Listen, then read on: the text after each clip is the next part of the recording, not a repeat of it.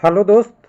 RRB NTPC exam 2012 typing test आधी close हो चुकी है, आधी बाकी है। कुछ लोग कह रहे हैं पूरी क्लोज हो गई है, गलती नहीं सोचिए। अभी कुछ लोगों को ये भी संभावना है, कई लोग कह रहे हैं कि मेरा इशू हो गया है टाइपिंग टेस्ट में, शायद वो एग्ज़ाम सेंटर पे मेल कर दिए होते या वहाँ पे लिखित में कंप्लेन कर दिए होते तो शायद कंडीशन कुछ और होती। लेकिन अभी भी चांस ऐसा नहीं है, क्योंकि अभी जो फर्स्ट शिफ्ट 12 अगस्त का हुआ है उनका होना एग्ज़ाम बाकी है। तो क्या टाइपिंग टेस्ट से नॉन टाइपिंग टेस्ट वाले पे लोड पड़ेगा? तो मैं तो कहूँगा ज़रूर दबाव पड़ेगा। टाइपिंग टेस्ट से फीडबैक बहुत बढ़िया नहीं आ रहा है। कुछ लोग का तो अच्छा होता ही है, हमेशा अच्छा होता है। कुछ लोगों का तो कीबोर्ड का इशू है, कुछ लोगों का री टाइपिंग नहीं करने दिया गया, गलत बताया गया। अब जैसा कि सूचना आ रही है, एग्जैक्ट डाटा नहीं मिल रहा है, लेकिन लोग कह रहे हैं कि उन्हें री टाइपिंग से रोका गया, बोला गया नहीं एक ही बार करना है। किसी ने तो एक वर्ड मिस्टेक कर दिया, और एक वर्ड मिस्टेक के मतलब तो आपका पैसेज ही पूरी जितनी होनी चाहिए थी उतना ही का है, वहाँ भी गलती हो रही है। कई सारी इशू आ रही है जिसके कारण से तो लग रहा है। लेकिन यहाँ पे हम यहाँ डिस्कस कर रहे हैं इन सारी संभावनाओं के बाद एक किस पे, कि क्या नॉन टाइपिंग वाले पोस्ट पे दबाव पड़ेगा। तो देखिए, दबाव तो पड़ता ही है। नॉन टाइपिंग पोस्ट ऐसा पोस्ट है, मैं बोलूँ एक सिंपल सी बात, कि अगर आप मोटर बाइक की बात करते हैं या कोई भी व्हीकल की बात करते हैं जो गियर सिस्टम से चलता है, उसमें अगर मैं बता दूं कि अगर A1 गियर है, A2 गियर है, C2 गियर है और B2 गियर है और फिर C2 है, ऐसा 4 गियर है। समझिएगा, अगर A1 A2 B1 B2 और B2 C2 की बात करें, ये ऊपर से प्रायोरिटी में है। अगर मैं कहूँ कि A1 में गाड़ी धीरे चलती है और C2 में फास्ट चलती है, लेकिन अगर यही मैं मेडिकल के टर्म में ला लूँ, रेलवे का मेडिकल स्टैंडर्ड में, कि C2 में कैंडिडेट कोई भी हो, क्या हो, कैंडिडेट कितनी भी आई साइड विजन कम हो वो अप्लाई कर सकता है।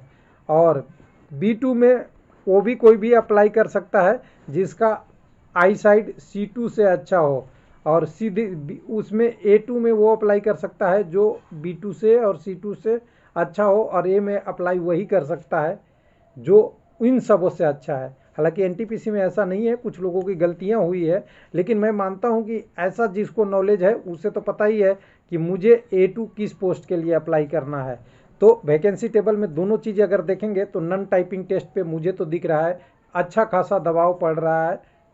दबाव इसलिए कि यहाँ एलिजिबल कैंडिडेट ज़्यादा हो जा रहे हैं, इकट्ठा हो जा रहे हैं, और अगर ज़्यादा इकट्ठा हो रहे हैं तो सिलेक्शन उसमें से जिसका ज़्यादा नंबर रहेगा उसी का होगा। लेवल 6 पोस्ट आप जानते ही है। सबसे पहले लेवल 6 की पोस्ट की बात करें, लेवल 6 पोस्ट से यहाँ क्लियर हो रहा है मेडिकल स्टैंडर्ड A2, आपको सबको पता है। और A2 के बारे में जानेंगे कि A2 मेडिकल क्या होता है। 6/9 विदाउट ग्लास, यानी यहाँ पे अगर इसमें अगर फाइनल करना चाहते हैं तो यहाँ पे बिना ग्लास के। और दूसरी चीज़ है कि इसका CBT 1 का इतना कटअप था, सबसे ज़्यादा था, जिसके कारण से यहाँ मात्र 20 ही गुना कैंडिडेट है। इसमें तो और कोई आने की संभावना नहीं है। तो जितने लोग साइको पास कर रहे हैं उनके लिए तो आज नहीं कल, कल नहीं तो परसों, परसों नहीं तो सेकंड DB में, सेकंड DB में नहीं तो थर्ड DB में, और थर्ड DB नहीं तो आगे अभी चांस है लेवल 6 के कैंडिडेटों के लिए। अगर आपका CBT 2 क्लियर हुआ है, तब CBT 1 के बाद CBT 2 के लिए क्लियर हुआ है, तो यहाँ पे A2 में मेडिकल स्टैंडर्ड मजबूरी है। इसमें से आप भाग के जब भी जाएंगे तो ऊपर से नीचे की तरफ ही जाएंगे, इधर की तरफ जाएंगे। चाहे आपको लेवल 5 की पोस्ट में जाना है, 4 की पोस्ट में जाना है, ऊपर वाले 3 में जाना है, 2 में जाना है, इधर की तरफ ही जाएंगे। और ये होगा, क्योंकि ये दबाव तो पड़ना ही है। जो कैंडिडेट का मेडिकल स्टैंडर्ड A2 नहीं होगा, क्यों, A2 का आपको पता ही है, मैंने बोल दिया कि A2 के मेडिकल स्टैंडर्ड जितने भी इसमें मेडिकल स्टैंडर्ड है सबसे अच्छा होना चाहिए। अब यहाँ पे देखिए, टाइपिंग टेस्ट में अगर बात किया जाए तो हिस्ट्री रहा है कि 40% से पास ज़्यादा कभी नहीं हुए, कभी नहीं, किसी भी हिस्ट्री में मैं बता रहा हूँ। ऐसे तो मैं कहता हूँ कई बार तो 20 से 30% में ही निपट जाते हैं लोग, 40% पास होते हैं। तो 40% कैंडिडेट अगर पास हो जाते हैं, 8 गुना कैंडिडेट है उसमें से 40% पास हो जाते हैं, यानी कहें तो कैंडिडेट अगर 8 का अगर 4 से भागा भी दे, अगर 40 पर 8 गुना कर दे इसे, तब भी आपको एक कैंडिडेट सफिशिएंट मात्रा में मिलता है। यानी कह दे कि कैंडिडेट कुछ न कुछ संख्या में इतने हैं जो टाइपिंग टेस्ट वाले पोस्ट को तो फिल कर देंगे पूरी तरह से।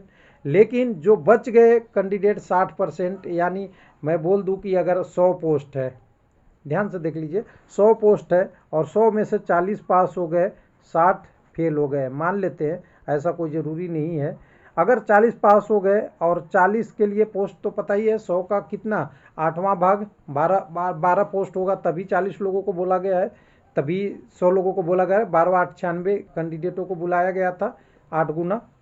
तो मान लीजिए एवरेज ये 40 कैंडिडेट भी पास हो जाते हैं 12 पोस्ट के लिए, तो ये 12 पोस्ट तो भरेगा ही, इस पर क्या पड़ेगा, दबाव कम पड़ेगा इसमें, यानी इसका कट ऑफ या कह सकते हैं फाइनल सिलेक्शन के लिए जो नंबर चाहिए वो कम चाहिए, क्योंकि 40 पे 12 कैंडिडेट ही है। लेकिन जो 60 ए बच गए और जो लोग कुछ, मैं मान लेता हूँ बहुत ज़्यादा नहीं होंगे, क्योंकि यहाँ पे रिपीटेशन 6 से लेके 5 4 3 2 तक कैंडिडेट रिपीट हो रहा है, वही कैंडिडेट वहाँ भी, वही कैंडिडेट वहाँ भी। लेकिन ये 60% कैंडिडेट प्लस कुछ कैंडिडेट और जो टाइपिंग टेस्ट नहीं दिए हैं और उन्होंने ऑप्शन नहीं दिया था टाइपिंग टेस्ट वाला, वो क्या है, वो कितने पोस्ट के लिए, अगर मान लीजिए वही पोस्ट पूरी 12 रहती तो इस पे 60 से लेके 70 कैंडिडेट हो जाते। यानी सिंपल सी बात कहे कि 12 पोस्ट के लिए अगर टाइपिंग टेस्ट भी है, मतलब टाइपिंग टेस्ट का पोस्ट 12 है और नॉन टाइपिंग टेस्ट का भी 12 है, तो यहाँ पे कितने कैंडिडेट हो जाएंगे, 40 हो जाएंगे, और यहाँ पे हो जाएंगे 70 से 80 तक। यानी कंपटीशन किस में बढ़ेगा, नॉन टाइपिंग में। कुछ लोग बोले थे कि नॉन टाइपिंग में ऐसा नहीं होता, तो नॉन टाइपिंग में यही कारण है कि जो फेल होते हैं कैंडिडेट वो, और जो फ्रेश कैंडिडेट है दोनों नॉन टाइपिंग में होंगे। लेकिन नॉन टाइपिंग में भी अब 2 टाइप के हमारे पास पोस्ट है। एक पोस्ट है गुड गार्ड्स की, ध्यान दीजिए, जिसमें मेडिकल असिस्टेंट सेम के सेम फिर से A2 है, तो टाइपिंग का जो लोड पड़ेगा वो गुड गार्ड्स पे बहुत कम पड़ेगा, ध्यान दीजिएगा। एक तो लेवल भी ये इसका 5 है, लेवल भी 5 है, यानी 5700 पोस्ट के लिए लेवल 5 है, यानी ग्रेजुएट कैंडिडेट है, अंडर ग्रेजुएट नहीं है। लेकिन ऐसा ही एक पोस्ट इधर में भी है जो आपकी टाइपिंग टेस्ट के बिना है, जिसको बोलते हैं अच्छा खासा पोस्ट है, ये 4940, जिसको बोलते हैं यहाँ पे कॉमर्शियल कम टिकट क्लर्क। इस पोस्ट पे सबसे ज़्यादा दबाव होगा। मेडिकल असिस्टेंट भी B2 है, और B2 में आप जानते ही है, मेडिकल असिस्टेंट में आपका B2 6/9 और 6/12 आई साइड होनी चाहिए, किसके साथ, ग्लास के भी साथ, और ग्लास की पावर कितनी होनी चाहिए, 4D तक, अच्छा खासा एग्जम्प्टेड है, तो ये मेडिकल असिस्टेंट पे लोड पड़ेगा। एक और पोस्ट है जिस पे और क्या पड़ेगा नॉन टाइपिंग पोस्ट का, उसकी बात करते हैं, सीनियर क्लर्क कॉमर्शियल कम टिकट क्लर्क, जिसमें 5638 पोस्ट है, मेडिकल B2 ही है। यानी अगर बोले सीरियल नंबर से मैं एक कैंडिडेट कोई समझना चाहे, नंबर के टर्म में नहीं, देखिए नंबर की बात हम नहीं कर रहे हैं, कंसेप्ट के टर्म में अगर कोई समझना चाहे कि मैं ऊपर से एक नीचे ला दूं, ऊपर से नीचे कहने का मतलब है, सिंपल सी बात करूं कि अगर कटअप की सीक्वेंस क्या रहेगा, तो मैं मेडिकल से ही बैठा देता हूं।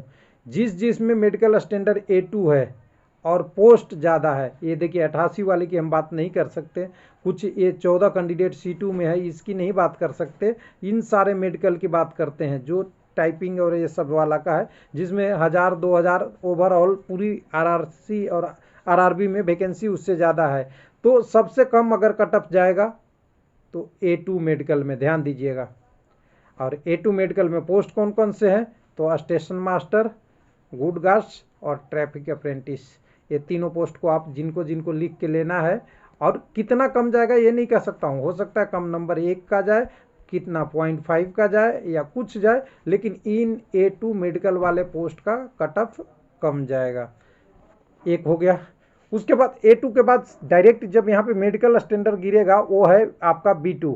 A3 है कुछ पोस्ट का, लेकिन ये 592 पोस्ट है, इसको आप एक अलग से ट्रीट करेंगे, इसका पोस्ट कटअप ज़्यादा जाएगा, क्योंकि यहाँ लेवल 2 में कैंडिडेट बहुत ज़्यादा है, ये ध्यान रखिएगा। लेवल 2 में कैंडिडेट मल्टीप्लाई फैक्टर 20 नहीं होके मल्टीप्लाई फैक्टर 60-80 है, और ये 552 पोस्ट सभी आरआरसी में कटेगा। और उसके बाद कम्युनिटी में ब्रेकअप होगा, तो कई जगह 1 पोस्ट, कई जगह 2 पोस्ट, कई जगह 3 पोस्ट, ऐसे ऐसे डिवाइड हो जाएगा, तो आपको पता भी नहीं चलेगा कि इसमें कितना कटअप जा सकता है।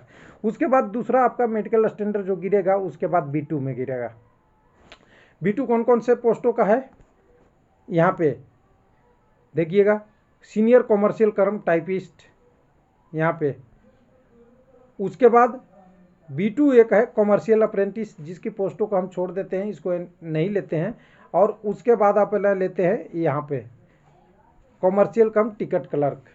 लेकिन B2 में मेडिकल A2 से तो कम है, लेकिन एक इसकी सबसे बड़ी मजबूरी है B2 वाले पोस्ट का, इसमें टाइपिंग टेस्ट नहीं है। और टाइपिंग टेस्ट नहीं है तो इसमें हमने बोला था कि टाइपिंग टेस्ट में जो कैंडिडेट 40 पास होंगे और 60 लगभग फेल होंगे, उसका दबाव किस पे पड़ेगा, वो B2 पे पड़ने वाला है। सब समझ रहे होंगे आप। अगर B2 के शब्द में रहे हैं तो A2 के मेडिकल के बाद, यहाँ से A2 के मेडिकल के बाद C2 वाले मेडिकल पोस्ट के बाद B2 वाला आएगा। C2 मेडिकल वाला किस लिए बीच में है, ध्यान दीजिएगा अभी एक बार कंसेप्ट में, लास्ट में हम इसको एक बार करेक्ट करेंगे, अभी समझिएगा। कुछ लोग हड़बड़ाएंगे कि ये गलत हो रहा है। तो यहाँ पे देखिए C2 मेडिकल हो गया, A3 मेडिकल हो गया, B2 मेडिकल हो गया। यानी अगर यहाँ पे देख ले तीसरा कंडीशन कि सबसे पहले तो A2 वाला का कम होगा, उसके बाद C2 वाला का कम होगा। कम किस लिए होगा कि मेडिकल स्टैंडर्ड लोअर है, क्या है, आई साइड खूब अलाउ कर रहा है, लेकिन टाइपिंग टेस्ट इसमें क्या हो जा रहे हैं, लोग फेल हो जा रहे हैं। टाइपिंग टेस्ट में बहुत लोग फेल हो जा रहे हैं। मेडिकल स्टैंडर्ड सही है, लेकिन बिना टाइपिंग टेस्ट के आपको आगे नहीं बढ़ेंगे। और उसके बाद B2 वाले पोस्ट का बढ़ेगा। तो यानी अगर इसी सीक्वेंस को मैं एक बार फॉर्म में लिख दिया जाए कि A2 station master good guards का पोस्ट का कट ऑफ कम साइड में रहेगा, यानी ग्रीन में रहेगा, ग्रीन जोन कह सकते हैं, ग्रीन जोन। उसके बाद हम लिख देते हैं C2 जिसमें टाइपिंग टेस्ट है। ये नहीं सोचिएगा CP के सब C2 वाला जिसमें टाइपिंग टेस्ट है। सीनियर टाइप कीपर भी ये तो एक 14 पोस्ट है, इसको इग्नोर करें। यहाँ पे C2 वाले पोस्ट है, यानी जितने पोस्टों में टाइपिंग लगा हुआ है उसका कट ऑफ यहाँ पे मीडियम होगा, यानी मीडियम जोन कह सकते हैं इसको। ग्रीन के और इसके बीच में कह दीजिए लगभग येलो जोन होगा, यानी न ज़्यादा खतरा न ज़्यादा मुश्किल, धीरे से चलिए, स्लो चलिए। और उसके बाद B2 मेडिकल जिसमें पोस्टों में है उसकी रेड जोन लिख लीजिए, जिसके लिखना है। और रेड जोन क्या क्या है तो मैं बता दूं आपको। कॉमर्शियल कम टिकट क्लर्क की 5638 पोस्टें, और यहाँ पे अगर बात करेंगे तो यहाँ पे कॉमर्शियल कम टिकट क्लर्क यहाँ से 4940 कॉमर्शियल कम टिकट क्लर्क, और यहाँ से सीनियर कॉमर्शियल कम टिकट क्लर्क। ये 5, 4, 9, 10,000 पोस्ट है। इसकी कट ऑफ हायर साइड में रहेगी ईच RRB में, ईच कम्युनिटी में। अब यहाँ पे सवाल उठेगा आपके मन में ज़रूर कि क्या A2 का और B2 का और C2 में बहुत ज़्यादा डिफरेंस होगा। तो देखिए बहुत ज़्यादा डिफरेंस नहीं होता, इक्वेशन बराबर होती है, लोग अप्लाई करते हैं उसके हिसाब से। बहुत सारी चीज़ें का पोस्ट के हिसाब से उस लेवल में कॉल भी किया है 20 गुना, लेकिन मल्टीप्लाई हो गया फैक्टर तो गुना तो ख़त्म हो गया। लेकिन A2 से C2 में जाने में ना इतना ज़्यादा का डिफरेंस नहीं होगा। देखिए A2 में अगर होता है तो A2 से C2 में 3 से 5 नंबर का हमें डिफरेंस लग रहा है, हो जाएगा। और C2 से B2 में अगर जाता है तो रेड जोन में इसमें 5 से 6-7 नंबर का डिफरेंस रह सकता है ईच कैटेगरी। और जैसे UR में भी वैसे ही, SC में भी वैसे ही, ST में भी वैसे ही, EWS में भी वैसे ही, OBC में भी वैसे ही, सभी कैटेगरियों में 3 से 5 नंबर, यानी स्टेशन मास्टर से कट ऑफ ज़्यादा होगा आपका टाइपिंग वाले पोस्ट का, और टाइपिंग वाला पोस्ट से कट ऑफ ज़्यादा होगा जिसमें नॉन टाइपिंग पोस्टें हैं। यानी सीक्वेंस अगर हम सीधा बात कहें A2 ग्रीन, इसके बाद C2 येलो, और B2 रेड। इसमें SM GD goods card yellow, typing post जिसमें के साथ टाइपिंग लगा हुआ है, और टाइपिंग में भी 2 लेवल कर सकते हैं, पहले लेवल 5 का, उसके बाद लेवल 2 वाला, क्योंकि लेवल 5 में कैंडिडेट कम है लेवल 2 के मुकाबले, ये भी ध्यान रखिएगा। उसके बाद रेड, और रेड की बात करेंगे तो रेड में आपका सीधा सीधा आ जाएगा जितने भी टिकट क्लर्क है, टिकट क्लर्क वाला पोस्ट है वो वाले। ये हम मेरे तरफ से एनालिसिस है। और रेड के बाद जो भी सुपर रेड कह सकते हैं या सुपर रेड कह सकते हैं, जिसकी पोस्टेज बहुत कम है वो वाला है। जैसे सबसे अच्छा post commercial apprentice, TC, train clerk वाला वो वाला पोस्ट है, टाइम कीपर, ये सारे सुपर पोस्ट में जाएंगे और ये सारा सीक्वेंस रहेगा। तो मेरी तरफ से ये रहेगा। लेकिन इसमें एक चीज़ और है कि जो आपका मेडिकल स्टैंडर्ड है इसको देख लीजिएगा कितना चेंज होता है। A2 स्टैंडर्ड पे अगर बात कर रहे थे हम, अभी जो रेड जोन में हम रख रहे हैं, यहाँ पे आप देखिए 6/6 बिना ग्लास का चाहिए। फॉगिंग टेस्ट भी नो फॉगिंग टेस्ट है, फॉगिंग टेस्ट A1 में होता है। यहाँ पे आपका नियर विजन भी चाहिए, साथ में आपका बिनोकुलर विजन भी चाहिए, नाइट विजन भी चाहिए, मायोपिक विजन भी चाहिए, सारा मस्ट भी पास होना चाहिए, ये ध्यान रखिएगा। उसके बाद जैसे ही 8.3 में आएंगे तो थोड़ा सा रिलैक्सेशन मिलता है। यहाँ पे आई तो उतना ही होना चाहिए, लेकिन विथ और विदाउट ग्लास चाहिए। यहाँ 2D पावर तक हो जाता है ये 3 में। और जैसे ही B2 में आते हैं तो 6/9 और 6/12 और ग्लास की पावर भी 4D हो जाती है। और केवल यहाँ पे एक ही टेस्ट होता है विजन टेस्ट में, फील्ड विजन या बिनोकुलर टेस्ट, बाकी सारी चीज़ें यहाँ से हट जाती है। और C2 में जाता है तो पावर का कोई लिमिट नहीं होता है, आपकी कितनी भी ग्लास की पावर हो, लेकिन 6/12 आपकी आई डिस्टेंस विजन में होनी चाहिए, यानी कोई ग्लास की पावर की कैपेसिटी निर्धारित नहीं किया है। तो ये था मेरे तरफ से पूरी डिटेल, जिसको हमने कोशिश किया है कि आप इससे समझ सके कि क्या हो सकता है मेडिकल स्टैंडर्ड और क्या हो सकता है सीक्वेंस किस पोस्ट का। थैंक यू, धन्यवाद।